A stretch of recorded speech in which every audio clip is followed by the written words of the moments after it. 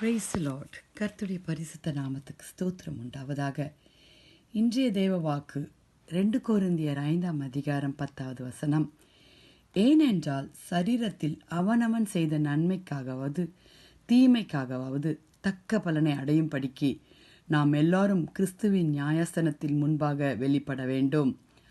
ஆம் தேவ பிள்ளைகளே, கிறிஸ்துவின் நியாயஸ்தானத்திற்கு முன்பாய் நாம் கணக்கு ஒப்புவிக்கப்பட வேண்டும்.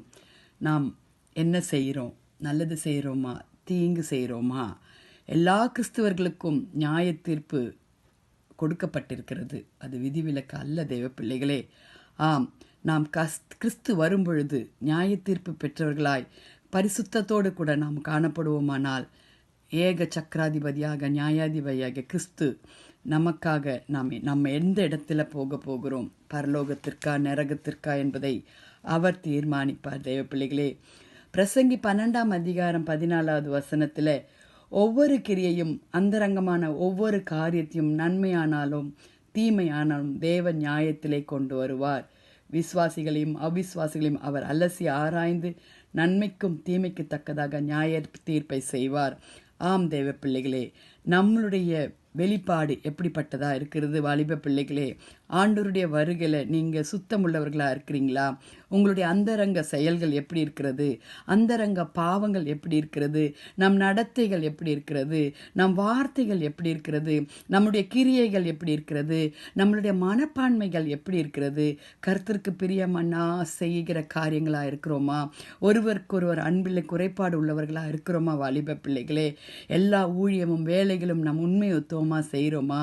நம்மை நாமே இந்த நாளில் நாம் பரிசுத்தமாய் நாம் சோதித்து கர்த்தரிடத்தில் கேட்போமா? தேவ பிள்ளைகளே, நாம் எல்லாருமே கர்த்தருடைய கரத்தில் நாம் வெளியரங்கமாக இருக்கிறோம். அவருக்கு மறைவானது ஒன்றுமே இல்லை. தேவ பிள்ளைகளே, மத்தேயு 5ஆம் அதிகாரம் 7ஆம் வசனத்தில் இரக்கமுள்ளவர்கள் பாக்கியவான்கள், அவர்கள் இரக்கம் பெறுவார்கள் என்று சொல்லியிருக்கிறாங்க.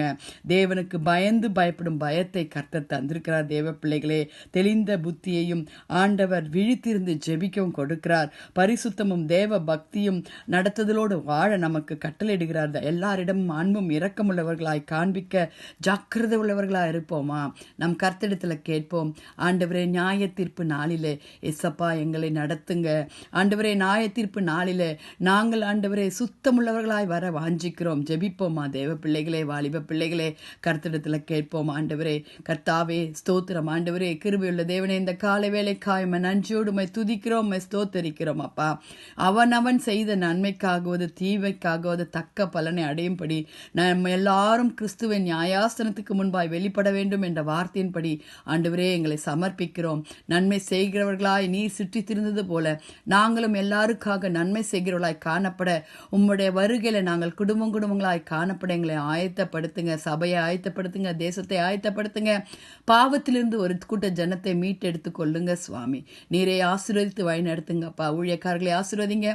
பரிசுத்த ஆராத நாளை கர்த்தர் பொறுப்பெடுத்து கொண்டு வழிநடத்துங்கப்பா. திக்கற்றவர்கள் வியாதிஸ்தர்களுக்காக ஜெபிக்கிறோம். நீரே மகிமைப்படுங்க. நீங்க பெருகணும், நாங்க சிறுகணும். ஏசப்பா, துதிகன மகிமை உமக்கே செலுத்துகிறோம். மீட்பர் இயேசுவின் மூலம் ஜெபம் கேளும் பிதாவே. ஆமேன், ஆமேன். Have a blessed day, my dears. Thank you. God bless you.